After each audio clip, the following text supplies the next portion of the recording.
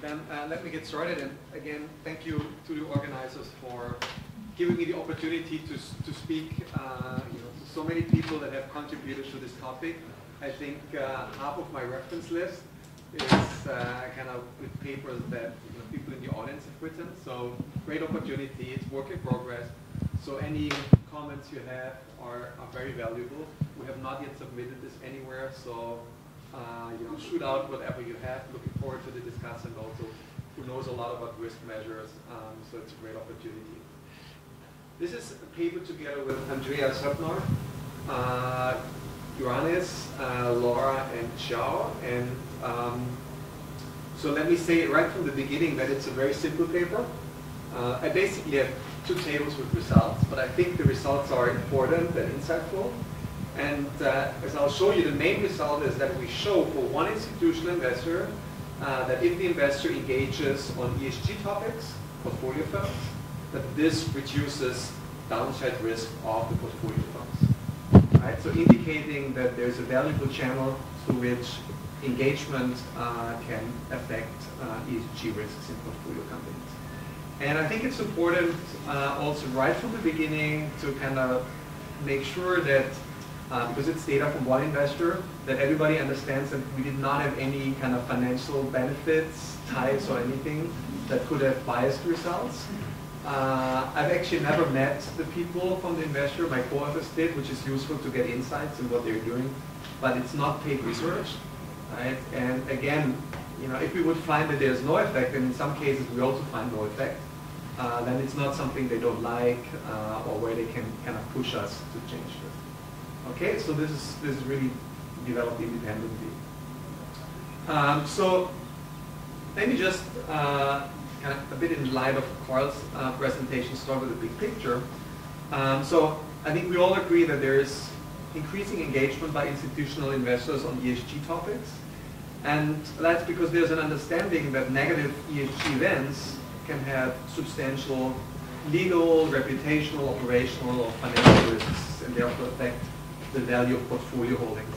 And Alexander and Carl's very nice paper in the JFE, I think shows this and illustrates this very nicely with this neat experiment where they show for what I think is a typical tail event related to ESG, especially E, how it affects investors and their behavior. And the tail event that they looked at in one of their tests is BP's Deepwater Horizon incident. I think you all know what it is, where people said that they were lax on environmental standards, kind of tried to save on safety costs, and that has caused this dramatic oil spill that has destroyed a lot of money for institutional investors. Right? So such a tail event damages you legally, reputationally, operationally, and at the end also financially. So it's important for investors to think how they can reduce these risks out there. So institutional investors, as a result of this understanding, increasingly engage portfolio firms to improve these ESG profiles. In one of my survey papers with Laura and Joe, we showed that a lot of this engagement is behind the scenes, and it's not observable. It's private interactions, which implies a challenge, because it means that a lot of the actions that are being taken are difficult to measure. For the econometricians, you don't have voting outcomes necessarily to measure the engagement. So therefore, getting inside data, as I think started by Marco's papers, from an investor is important to understand the channels through which ESG profiles are affected at portfolio firms. Right? And I think what we also say in our paper is that the kind of more public actions that you see, they're either undertaken by Alan's type of investors, the hedge funds, that often want to have the public attention, or are only taken once the private engagements have not been successful. So a number of large investors, there's also recent research on this, engage firms not just on G but also on E and S.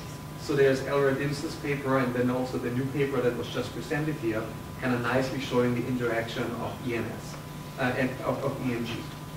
Right? So the question of the research paper here is very simple. Does ESG engagement reduce downside risk at portfolio firms? So there's quite a bit of evidence on the general relationship between ESG and risk. And so one of the first papers is Cole's paper, which shows firms that had better ESG policies performed better during the crisis. It's a trust story there, therefore also related to risk. Rui actually has a very nice paper doing both a model and empirical exercise where they show that a firm's effort to increase product differentiation through higher CSR differentiation, so ESG investment at the firm level, reduces firm risk. So therefore kind of already also suggesting to us maybe there is a channel that we should find something in ESG profiles because of engagement by investors improve, that risk also goes down. And I have a recent paper on the E topic, environmental topic, with two of my co-authors. One is a PhD student, where we look at carbon emissions, and we basically are arguing if you have a lot of carbon emissions as a firm, there's a high regulatory climate risk that you face, because if there's going to be climate regulation, it's very costly for you and you're likely to be affected by this and kind of experience a large decline in the stock price. So what we're doing in this paper is something unfortunately we cannot do here, because in this paper we're using data on the S&P 500 and illicit tail risk measures from options, basically kind of how expensive or deep out of the money options relative to less deep out of the money options, and kind of that slope of the out of the money puts as a measure of tail risk. We can't do this. Maybe I'll discuss this with an expert. Oh, okay. Good. So maybe we have still some ideas, because you're the expert on maybe other ways how we can get at this. So far we haven't been able, because as I'll show you, we have an international sample. So there are also lots of firms in there that don't have lots of traded options. So there are more papers on this, but again there is, as far as we know, correct that if you omitted or saw a paper, no evidence, direct evidence on how ESG engagement engagement by institutional investors on ESG topic affects downside risk. So let me give you a bit of a flavor of the data. So the data, we can publicly also state this, maybe we should also in the paper, is from Hermes Equity Ownership Services. It's a very interesting institutional investor based in the UK. And it's interesting because, so they represent institutional investors with about 500 billion of assets under management. And what they do is they invest their own money and invest or kind of engage on behalf of these institutional investors that give them the mandate portfolio companies. Right? So in a sense, it's an outsourced activist. So that's why we also call it assets under engagement advice. It's not their own money. Parts come from their own money, but it's a lot of money that other institutional investors give them so that they engage assets on their behalf. The investor provided us full access to its engagement database. It's very rich. So we have action reports, engagement activities, measures of success. And the way I see this paper is that basically half of the paper is descriptive on what this investor does, how engagement happens, and the other half is then linking engagement to whether risk is effective because of engagement or not. We have about 1,700 engagements across 573 portfolio firms across a nice and long period of time. We stopped in April 2018, so some of the statistics later I'll show you reflect this fact, so we don't have full data for 2018. We've been working for a while on this paper because we also updated the database, and with more data that we could get on voting and so on. So if you have any ideas on what else we can do as long as it's feasible, we'd be very happy to incorporate it. So the investor is located in the UK. So nevertheless, there is engagement across many different countries of the planet. So there's a concentration in the UK and the US. But again, it's across many different countries where the investor is engaging. Portfolio firms with a team of 30 experts that used to work in consulting and other areas, and they speak many different languages, so they really go there and speak to the people and try to affect the way they think about the firm, think about ESG topics. So just to give you a bit of a feeling of what engagement is about. So they have ESG, as we think about it, environmental, social, governance, but they also have another topic area, which is strategy and risk. Capital structure, risk management is kind of falling under that category. And I think it's kind of informative to understand a little bit better what precise topics, kind of going back to the examples idea, they're engaging on. So first of all, statistics across the 4 dimensions. So about 42%, 43% of the engagements are on G, governance. Second most important, with 22%, is E, environmental, followed by about 20% engagement on social topics, and the rest are these strategy engagements. So I think less interesting is the G. We all know the typical topics within the G areas that engagement is about. So it's about, first of all, most importantly, executive compensation, followed by board variables. I think more interesting is what they've been doing under the E topic. So something I've gotten very interested about recently. So observe there are about 180 engagement on climate change alone. So just to put this in perspective, so about 80% of the, relative to the kind of most common G engagement topic, remuneration, this constitutes already about 80%. And I think the trend is clear that it's kind of going to increase further. Let me maybe illustrate a little bit more specifically what such climate engagements could be about. So it could be requesting from the portfolio firm that its carbon emissions are reduced, that its carbon emissions are consistent with the Paris 2-degree target. But it could also be stuff like having a specific function at the board level that is a person responsible for climate change topic, right? If you think about oil and gas, petroleum firms, where this is something potentially of strategic importance. Exactly. So just a question. So yeah. Before you said that do they physically go there, or is this a phone call? So I have it on one of the next slides. Most of it is kind of electronically. I'll have the statistics. So if I just call you up and I say, I want a 2-degree warming report, 10 seconds, and you move to the next subject, that's an engagement? That's an engagement, yeah. They would not do it. They would, of course, think very carefully about it, but it would be measured. Yeah. So everything from emails to actual meetings is in the database. Right? So they have a very extensive record of each engagement, because that's also what they have to report vis-a-vis the people that give them the money, how exactly they justify the fees. So, but there are also some topics that are kind of in between. So something we see increasingly is that institutional investors want, for example, that as part of the compensation of the managers, there's an alignment of the firm's emissions with the Paris target goals. So you could say that you only get your bonus if you aligned your emissions with the carbon budgets that should be available for your company given the Paris Agreement. So that's kind of part compensation, part climate change. And I think that's something we're going to see much more moving forward if you kind of hear what investors are saying. So this is showing number of engagements over time from the beginning to the end of the sample period. Again, at the end of the sample period in 2018, we have only data until April, so that's why it's relatively low. So let me just highlight a few changes. Right? So governance, which is the most frequently used theme on engagement, has kind of spiked around 2012.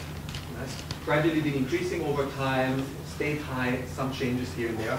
But I think what's most interesting to see is how environmental engagement has evolved.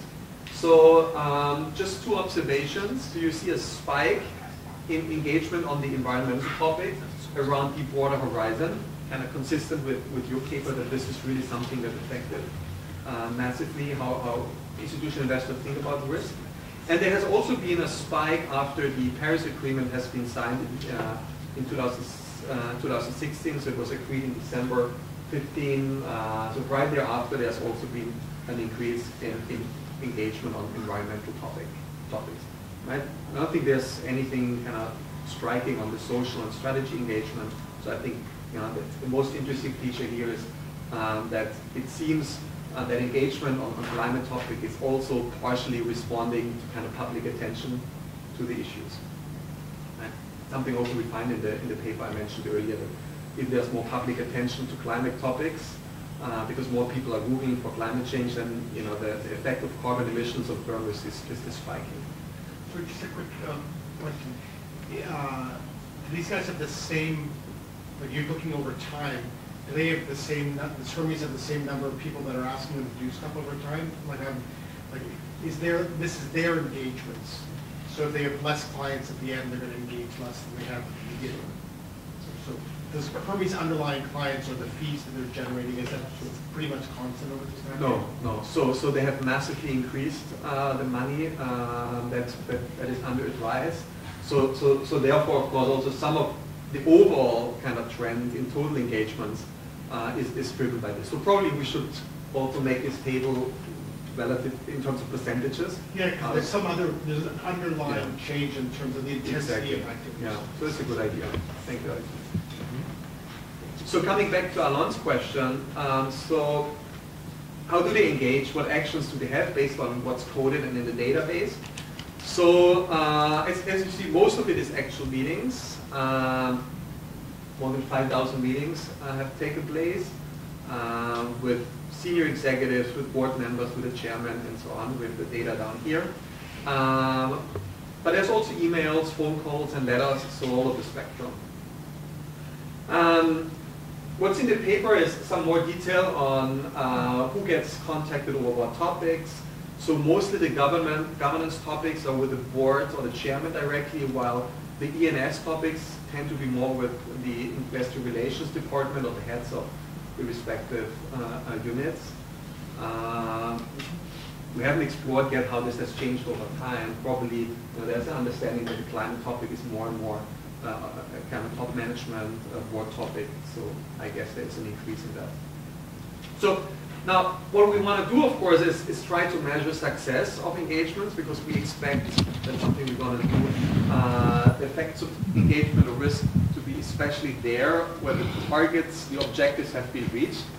So therefore, we're using a classification done by the investor to track the success of the engagement. So it consists of 4 milestones. The first milestone is basically when you're in the database, which is saying that an issue has been raised with the target company's management.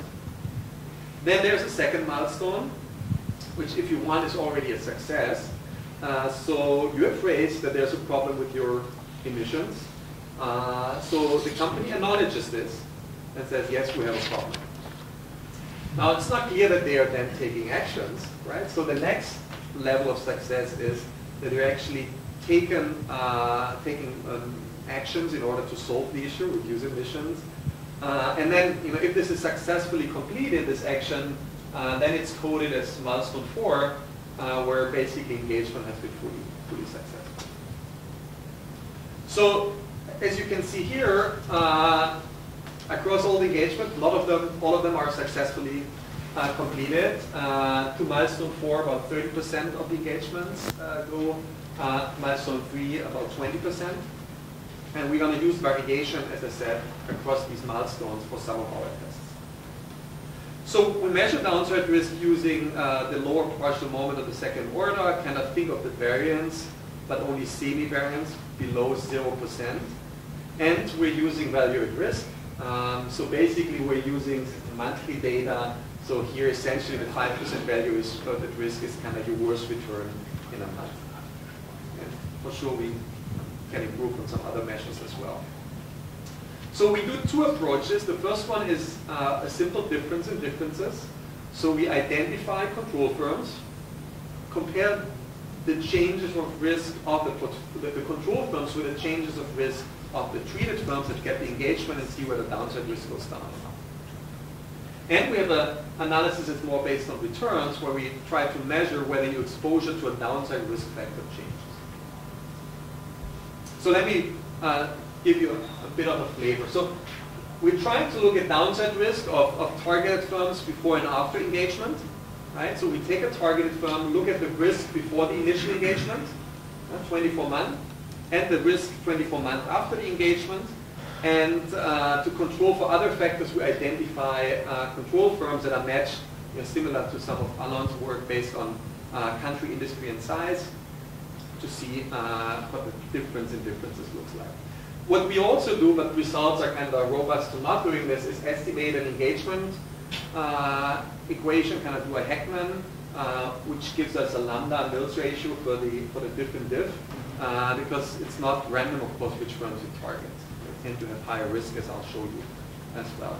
And then we also do something which is kind of going one step further and do an entropy balancing, which essentially means that you take your control variable, so now you weight control firm observations such that after the weighting, the mean and standard deviation of the control firm's variables are identical to those in the treatment group. Right? So again, that's also kind of robust to not doing this. We have this in the appendix. So you can also just run a simple OLS of the first equation and the results come out as well. So here's the one table that I promised with the main results. So it's a bit small, but I still wanted to give you the full flavor, and I'll highlight the key results because I want you to get a feeling of what's kind of in there, what kind of fixed effects, whether we match, whether we have entropy balancing or not. So the first thing you see is if you look at all engagements, successful and not successful one, there's no effect on risk. So the interesting part is now when we separate the sample based on low success and high success, so low success means you have not achieved milestone 2, so the firm acknowledged something but didn't do anything. And high success is either you achieve milestone 2 here in this table, or in the next one also you achieve milestone 3. Sample number of observations goes down because we have fewer of them, and we also have to deal with overlapping engagements on various topics. We can talk about this if we have time at the end. I think the key result is, and you see this here, that when we define success based on milestone 2 and milestone 3 only, we find a strong effect. So after engagement, downside risk, either being the low partial moment or value risk, goes down at the firms that get engaged. And you also, by the way, see that general targets have higher risk. Right? And in the paper we have all the things that Xavi was mentioning, kind of looking at the parallel trends, show the kind of balancing of the covariates and so on.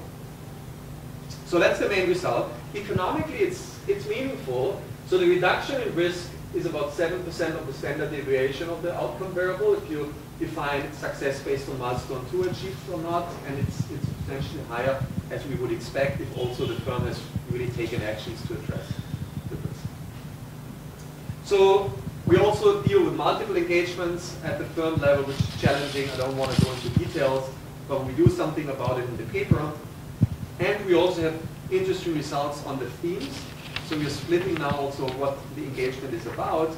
And the main result here is that effects are strongest originate from engagement over environmental topics, which is kind of mirroring this evidence we have in this other paper where more and more investors are kind of saying that this is such an important risk that they're engaging firms over, especially when we think about climate risk. But we're also doing more work on this at the moment. So the stock return analysis, just very briefly. So basically we're creating a downside risk factor. We don't have a general equilibrium model why this is a factor that should be priced. So it's a bit ad hoc like in Ang's paper. So there's a downside risk factor, and we're measuring whether your exposure to this risk factor is going down after engagement or not. Right? So that's basically what we're doing. And so this is then kind of after the engagement, your exposure to this risk factor, after controlling for other risk factors. And we also do a difference in differences here. And the bottom line is, again, having a control group that after engagement, the exposure to this downside risk factor goes down. There's no kind of lost alpha, by the way, so it's not at the expense of outperformance. The kind of outperform, or the effect is about 4% annualized. So again, like I promised, it's a simple paper, but I think with an important finding. So engagement on ESG topics can reduce the firm's downside risk. Effects primarily come from the successful engagement, as you would expect. So it's a nice kind of placebo, especially from the e-topics. We have these two complementary approaches, and it's one step towards better understanding the channels through which institutional investors create value through engagement. I'm looking forward to the comments.